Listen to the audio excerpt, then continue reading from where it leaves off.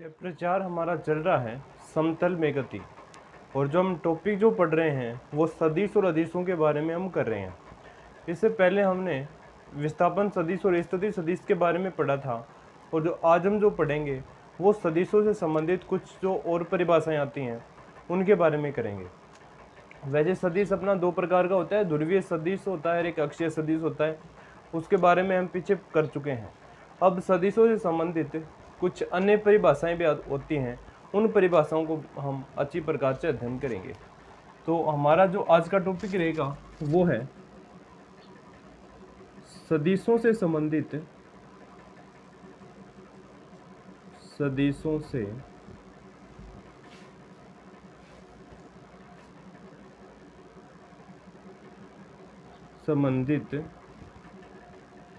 कुछ महत्वपूर्ण परिभाषाएं।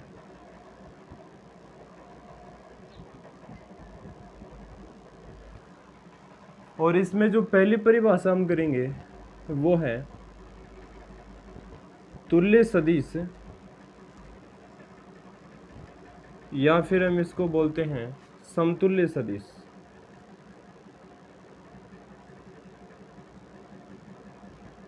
समतुल्य सदिश। तो देखना, तुल्य सदिश है वो सदिश होता है यदि दो सदिश जिनके परिमाण व दिशा समान हो तो उसको हम बोलेंगे तुल्य सदिश या फिर समतुल्य सदिश। तो हम लिखते हैं इसकी परिभाषा, यदि दो सदिश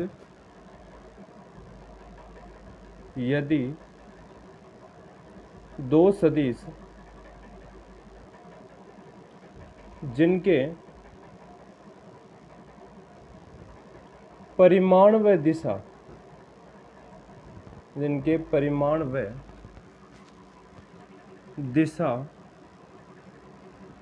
समान हो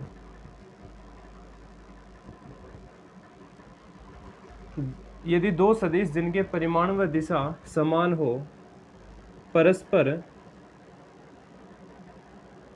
तुल्य सदिश कहलाते हैं। तुल्य सदिश कहलाते हैं।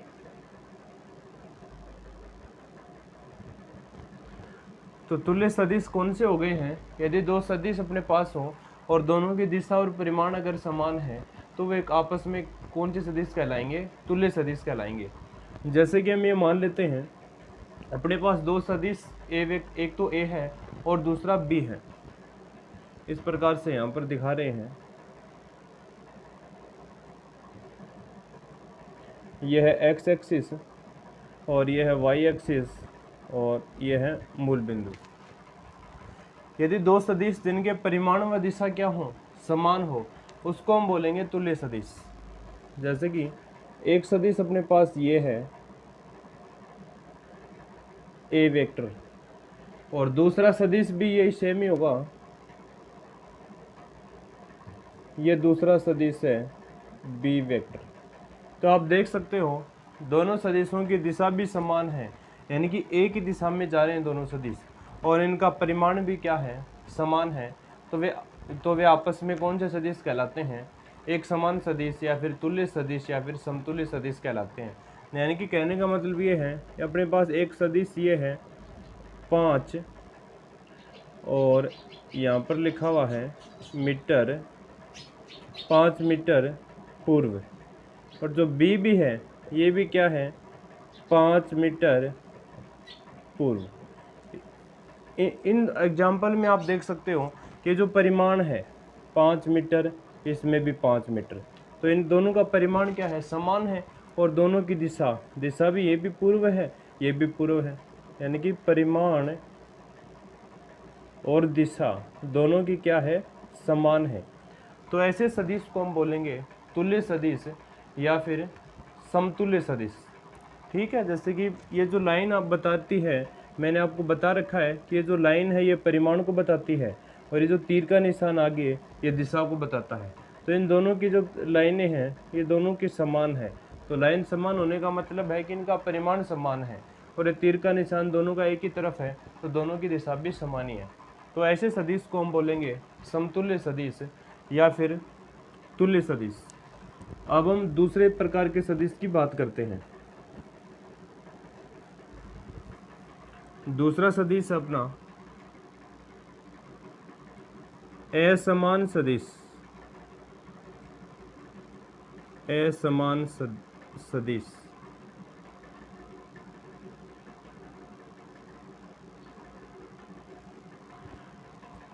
असमान सदिश, इसमें देखना हम इसकी 3 परिभाषाएं लिखेंगे। पहली परिभाषा क्या है कि इसमें परिमाण समान हो सकता है और दिशा अलग हो सकती है। दूसरी परिभाषा में हम लिखेंगे कि इसकी दिशा समान हो सकती है, परिमाण अलग हो सकता है। और तीसरे में क्या लिख सकते हैं, इसके परिमाण व दिशा दोनों अलग अलग हों। तो ऐसे सदिश को हम बोलेंगे असमान सदिश। तो देखना लिखते हैं, दो सदिश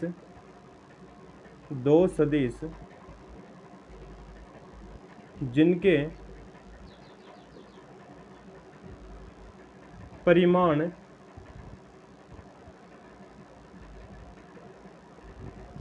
जिनके परिमाण समान हो परंतु दिशा भिन्न भिन्न हो, असमान सदिश कहलाते हैं। असमान सदिश कहलाते हैं। दो सदिश जिनके परिमाण तो हो समान लेकिन दिशा हो अलग अलग, तो उसको हम बोलेंगे असमान सदिश। जैसे कि हम इसको इस प्रकार से दिखा सकते हैं। अपने पास एक सदिश ये है ए वेक्टर। याद रखना परिमाण समान दिशा विपरीत। तो एक लाइन इस जितनी लाइन इतनी ये खींची है उतनी लाइन हमें यहाँ से और खींच देनी है। एक ये हो गया है, ये है बी वेक्टर। तो आप देख सकते हो कि ये जो लाइनें हैं दोनों की ये बराबर हैं। तो ये बराबर होने का मतलब है इसका परिमाण तो समान है लेकिन इनकी दोनों की दिशा है वो अलग अलग है। तो ऐसे सदिश को हम बोलेंगे असमान सदिश। या फिर हम इसकी दूसरी परिभाषा भी दे सकते हैं, दो सदिश जिनके परिमाण अलग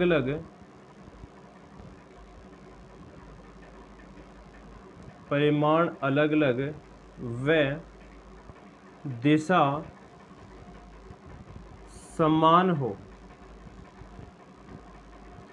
असमान सदिश कहलाते हैं। असमान सदिश कहलाते हैं। दो सदिश जिनके परिमाण हो अब की बार अलग अलग लेकिन दिशा दोनों की क्या हो, समान हो, तो उसको भी हम क्या बोलेंगे, असमान सदिश बोलेंगे। जैसे कि इस प्रकार से हम इसको दिखा सकते हैं। ये मूल बिंदु, ये एक्स एक्सिस, ये वाई एक्सिस। अब की बार परिमाण होना चाहिए अलग अलग और दिशा होनी चाहिए समान। तो देखना एक अपने पास सदिश है ये ए वेक्टर और दूसरा सदिश है ये है बी वेक्टर। तो इनका परिमाण अलग अलग है। देखना ये मैंने इसको बड़ा बना दिया, इस लाइन को इसको छोटा बना दिया, तो इसका मतलब है कि इसका परिमाण अलग अलग हो गया है लेकिन दिशा समान है। तो दोनों को देखना, तीर के निशान को एक की तरफ कर देना है। तीर के निशान को मैंने एक की तरफ कर दिया है, तो इसका मतलब है कि इसकी दिशा समान है। तो ऐसे सदिश को हम बोलेंगे असमान सदिश। नेक्स्ट परिभाषा की अगर हम बात करें इसी में, यदि दो सदिश जिनके परिमाण व दिशा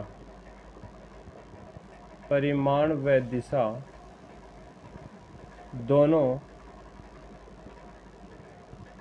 भिन्न भिन्न हो,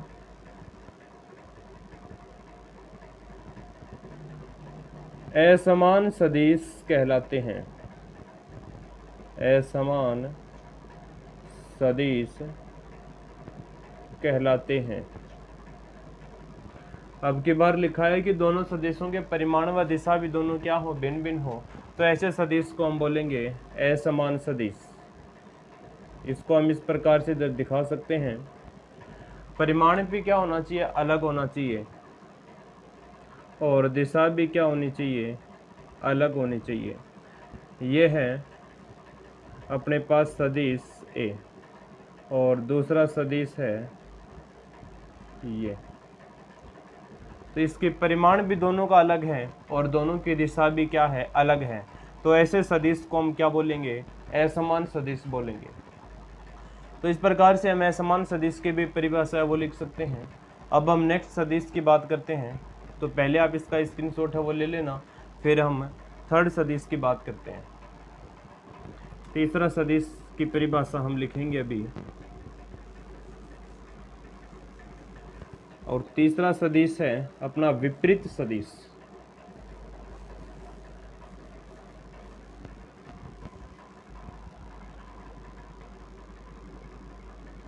विपरीत सदिश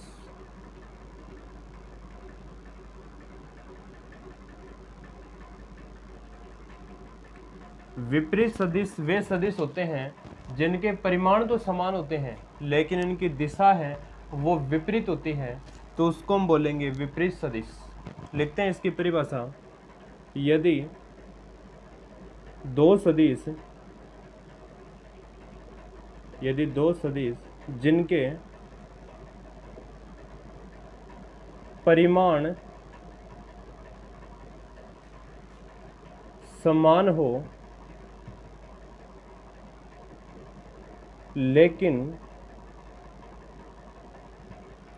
दिशा विपरीत हो, विपरीत सदिश कहलाते हैं। विपरीत सदिश कहलाते हैं। यदि दो सदिश हैं अपने पास में जिनके परिमाण तो होने चाहिए समान लेकिन दिशा दोनों की होनी चाहिए विपरीत, तो ऐसे सदिश को हम बोलेंगे विपरीत सदिश। एग्जाम्पल की अगर हम बात करें, अपने पास में सदिश ए है कोई जो है 5 मीटर पूर्व, दूसरा है 5 मीटर दक्षिण।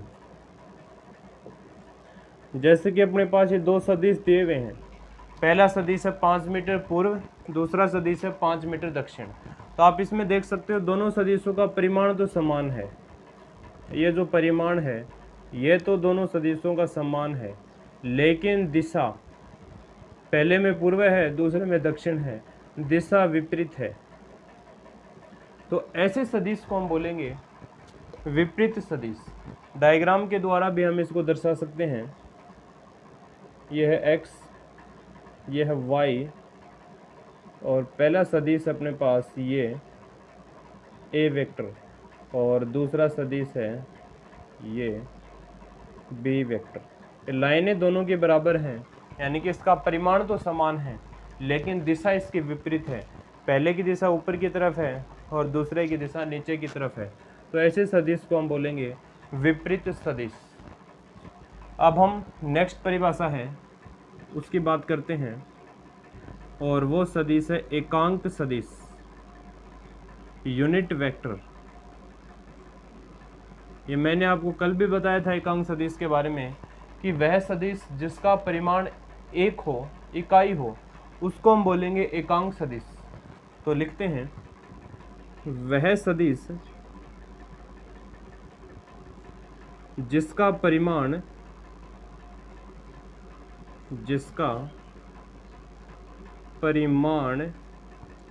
एक हो, एकांक सदिश कहलाता है। एकांक सदिश कहलाता है। जिसका परिमाण अगर इकाई है तो ऐसे सदिश को हम बोलेंगे एकांक सदिश। और एकांक सदिश को हम किससे प्रदर्शित करते हैं, एन कैप के द्वारा प्रदर्शित करते हैं। ये सिर्फ दिशा को बताता है, इसको भी आपको याद रखना है। क्योंकि कल हमने किस प्रकार से किया था कि अपना ये कोई सदिश था ए, तो इसको हमने किस प्रकार से लिखा था, सदिश ए का मापांक इंटू में एन कैप। तो ये तो सिर्फ सदिश का क्या है, परिमाण है, ये तो सिर्फ सदिश का परिमाण है। जो एन कैप है ये किसको बताता है, एकांक सदिश की दिशा को बताता है। ये एन कैप बताता है सिर्फ दिशा को। आगे देखना फिर,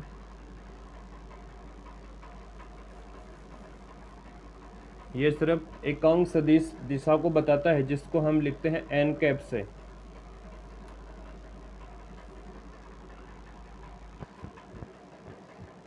ये कार्तीय निर्देशांक पद्धति हमने बना ली है।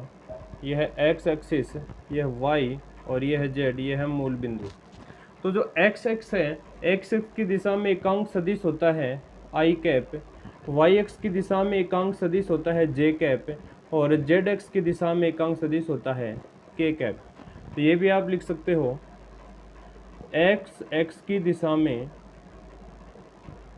एक्स एक्स की दिशा में एकांक सदिश,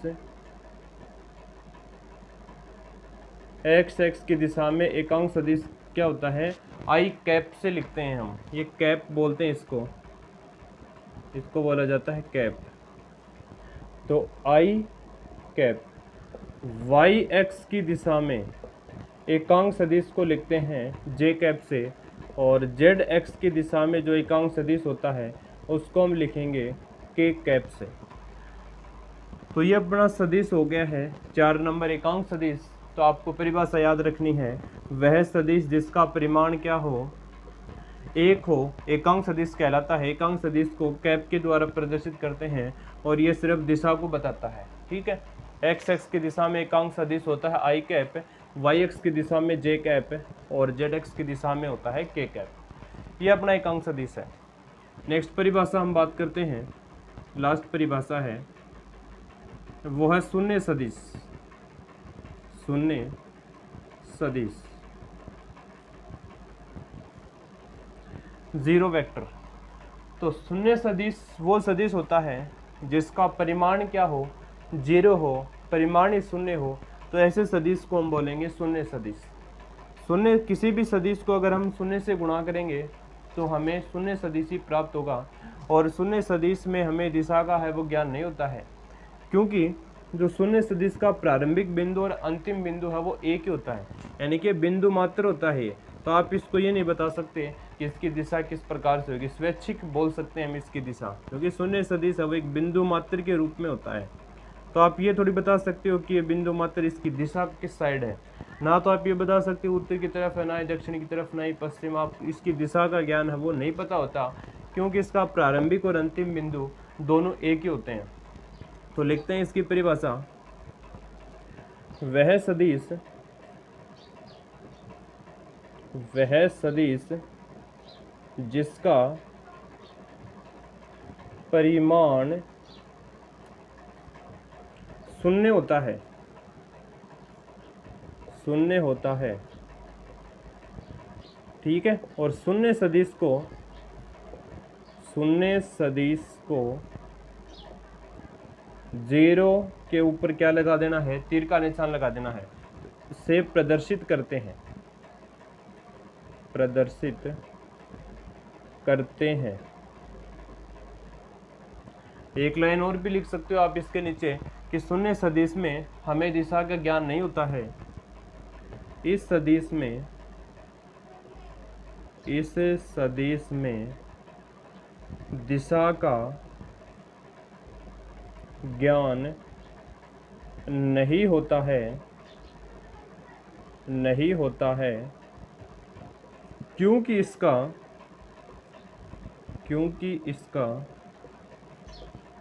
प्रारंभिक तथा अंतिम बिंदु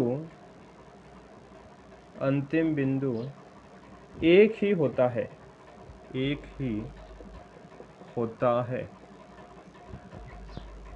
ठीक है ना। तो इसमें हमें दिशा का ज्ञान नहीं होता है, क्योंकि इसका प्रारंभिक और तथा अंतिम बिंदु वो एक ही होता है। अगर हम किसी भी सदिश को, जैसे कि अपने पास सदिश कोई ए है, इसको अगर हम जीरो से गुणा करेंगे तो हमें शून्य सदिश ही प्राप्त होगा। जैसे कि हमने इसको जीरो से गुणा कर दिया है, तो जो हमें सदिश प्राप्त होगा वो शून्य सदिश ही प्राप्त होगा। तो सदिश को अगर आप 0 से गुणा करोगे तो हमें शून्य सदिश प्राप्त होता है। इस प्रकार से अपने सदिशों से संबंधित कुछ महत्वपूर्ण परिभाषाएं थी। ये 5 परिभाषाएं हमने पढ़ी हैं। अब हम जो नेक्स्ट टॉपिक करेंगे वो करेंगे कि सदिशों का हम संयोजन किस प्रकार से करते हैं, सदिशों का योग हम किस प्रकार से करेंगे। तो नेक्स्ट टॉपिक हम सदिशों के संयोजन के बारे में करेंगे। तो पहले आप इसका स्क्रीनशॉट है वो लेना, फिर हम नेक्स्ट टॉपिक है अपना वो स्टार्ट करते हैं। तो ये पांचों सदिश की आपको परिभाषाएं अच्छे प्रकार से पता होनी चाहिए।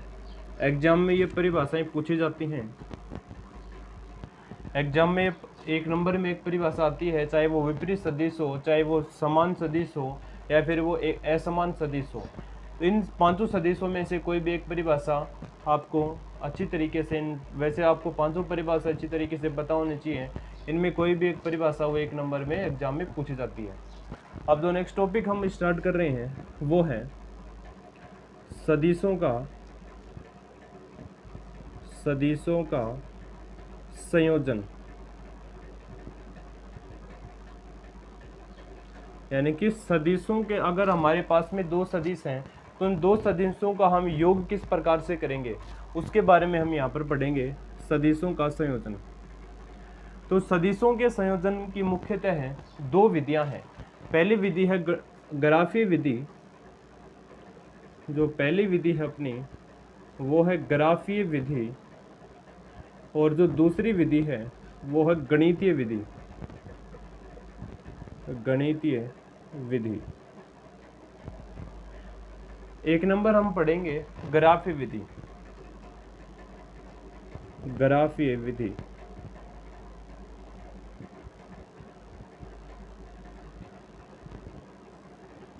ग्राफीय विधि से हम सदिशों का संयोजन करेंगे। तो ग्राफीय विधि से सदिशों के संयोजन के लिए 3 नियम बनाए गए थे, और जो इसमें पहला नियम है वो है सदिशों के संयोजन का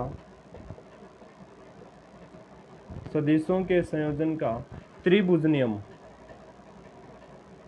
त्रिभुज नियम। सदिशों के संयोजन का त्रिभुज नियम, क्योंकि सदिशों का जो संयोजन के लिए जो ग्राफीय विधि थी उसमें 3 नियम थे। पहला नियम था सदिशों के संयोजन का त्रिभुज नियम, दूसरा नियम है सदिशों के संयोजन का समांतर चतुर्भुज का नियम, और तीसरा नियम है सदिशों के संयोजन का बहुभुज नियम। नंबर वाइज से हम डिटेल से नियमों को समझेंगे। तो पहला जो हमारा नियम है वो है सदिशों के संयोजन का त्रिभुज नियम। तो सबसे पहले हमें इस संयोजन का जो त्रिभुज नियम है उसका कथन के बारे में हमें पता होना चाहिए। तो सबसे पहले हम यहाँ पर कथन लिखते हैं, फिर हम इसको समझते हैं कि ये सदिशों के संयोजन में हम 2 सदिशों को किस प्रकार से जोड़ सकते हैं। तो पहले हम इसको कथन लिखेंगे। तो देखना कथन किस प्रकार से है। इस नियम के अनुसार,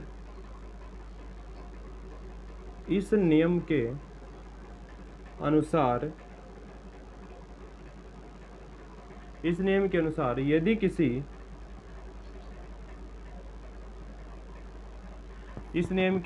किसी त्रिभुज की 2 भुजाएं,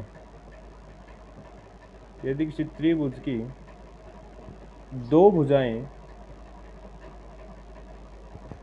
2 सदिशों को निरूपित करें, 2 सदिशों को निरूपित करे, तो तीसरी भुजा विपरीत रहना। समझाएंगे इन लाइनों का अर्थ क्या है, पहले इसका कथन पूरा लिख लेते हैं। इस नियम के अनुसार यदि किसी त्रिभुज की 2 भुजाएं 2 सदिशों को निरूपित करें तो त्रिभुज की तीसरी भुजा, यहाँ पर हम लिखेंगे तो त्रिभुज की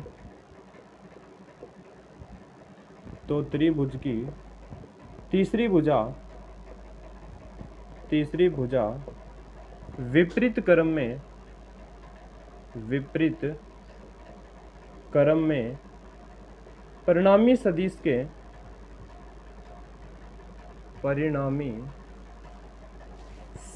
के परिमाण तथा दिशा को व्यक्त करती है। परिमाण तथा दिशा को व्यक्त करती है, व्यक्त करती है। यानी कि क्या अर्थ है इन लाइनों का, समझते हैं। पहले हमने लिखा क्या है यहाँ पर, इस नियम के अनुसार यदि किसी त्रिभुज की दो भुजाएं दो सदिशों को निरूपित करें तो त्रिभुज की तीसरी भुजा विपरीत क्रम में परिणामी सदिश के परिमाण तथा दिशा को व्यक्त करती है। जैसे कि अपने पास में दो सदिश हैं, एक तो सदिश है सदिश ए और दूसरा सदिश है सदिश बी। एक सदिश ए है और दूसरा सदिश अपने पास सदिश बी। अब इन दोनों सदिशों को हमें जोड़ना है, तो हम किस प्रकार से जोड़ेंगे वो आपको देखना है। और आपको ये बात पता होनी चाहिए कि ये जो त्रिभुज का ये जो स्टार्ट हो रहा है इसको हम बोलते हैं टेल, या फिर इसको हम बोलते हैं सदिश की पूंछ, और इसको बोला जाता है सदिश का शीर्ष। ये सदिश की पूंछ है और ये सदिश का शीर्ष है, यानी कि इसको बोलते हैं हेड और इसको बोलते हैं टेल। किस प्रकार से जोड़ेंगे, तो वो जोड़ने का नियम भी है एक। तो सबसे पहले हमें लिखना है, हमें ये पहला सदिश है इसको यहाँ पर लिख कर देना है। तो पहला सदिश हमने यहाँ पर बना लिया है सदिश ए। अब इस सदिश ए के ऊपर जो दूसरा सदिश है बी, इसकी पूंछ आनी चाहिए, यानी कि इसके शीर्ष के ऊपर दूसरे सदिश की हमें पूंछ को करना है इस प्रकार से। और ये सदिश अपना बी, देखना जोड़ने का नियम क्या है, पहले सदिश के शीर्ष के ऊपर, ये पहला सदिश है इसका शीर्ष है, पहले सदिश के शीर्ष के ऊपर दूसरे सदिश की पूंछ आपको रख देनी है, रख दी है। अब हम क्या करेंगे कि त्रिभुज की जो तीसरी भुजा विपरीत क्रम में, क्योंकि त्रिभुज में हमें पता है 3 भुजा होती है, तो त्रिभुज की तीसरी भुजा विपरीत क्रम में, ये जो त्रिभुज की तीसरी भुजा है, ये त्रिभुज की तीसरी भुजा है, ये किसको बताएगी, परिमाण तथा दिशा को बताएगी। और जो परिणामी होगा इसका आर, वो क्या होगा, ए प्लस बी वेक्टर। ये है अपना त्रिभुज का नियम। ये अपना सदिश ए है, दूसरा सदिश बी है। इसको जोड़ना किस प्रकार से है, सदिश ए के शीर्ष के ऊपर दूसरे सदिश की हमें पूंछ रख देनी है। फिर हमें क्या करना है कि सदिश, यहाँ पर आप देख सकते हो कि जो हमने सदिश ए लिया था, इस सदिश के पूंछ के ऊपर जो विपरीत क्रम में जो भुजा ली है उसकी पूंछ आपको रख देनी है। और ये जो शीर्ष देखना, इसमें शीर्ष आपस में मिल रहे हैं, यहाँ पर याद रखना शीर्ष आपस में मिलने चाहिए। शीर्ष और शीर्ष आपस में मिल रहे हैं तो आपको ये पता चल जाएगा कि इनका परिणामी है वो क्या होगा, a प्लस बी होगा। यानी कि वहाँ पर त्रिभुज का योगफल नियम लगेगा। अगर आपको ये ऐसा कुछ दिखाई दे रहा है, अगर डायग्राम आएंगे आगे आगे अगर हम क्वेश्चन करेंगे, तो इसमें अगर ऐसी चीज़ आपको दिखाई दे रही है कि वहाँ दोनों त्रिभुजों के या फिर दोनों भुजाओं के शीर्ष आपस में मिल रहे हैं, शीर्ष आपस में मिल रहे हैं, तो वहाँ पर आपको नियम लगा देना है त्रिभुज नियम सदिशों के संयोजन का। तो बस इतना सा नियम होता है। ये दो सदिश ए हैं, ये दूसरा बी है, इनको इस प्रकार से व्यवस्थित कर देना है कि सदिश ए के शीर्ष के ऊपर दूसरे सदिश की पूंछ आनी चाहिए, और जो अपने पास जो तीसरी भुजा है वो परिमाण के परिणामी सदिश के परिमाण तथा दिशा को व्यक्त करेगी। ये जो तीसरी भुजा है ये इसी से हम परिमाण तथा दिशा का मान निकालेंगे। तो इस प्रकार से अपना सदिशों के संयोजन का त्रिभुज नियम कंप्लीट हो गया है। अब हमारे दो नियम और बचे हैं, सदिशों के संयोजन का समांतर चतुर्भुज का नियम और सदिशों के संयोजन का बहुभुज नियम। ये हम नेक्स्ट वीडियो में पढ़ेंगे। तो अगले वीडियो में जो हम करेंगे वो सदिशों के संयोजन के दो नियम और हैं वो और करेंगे।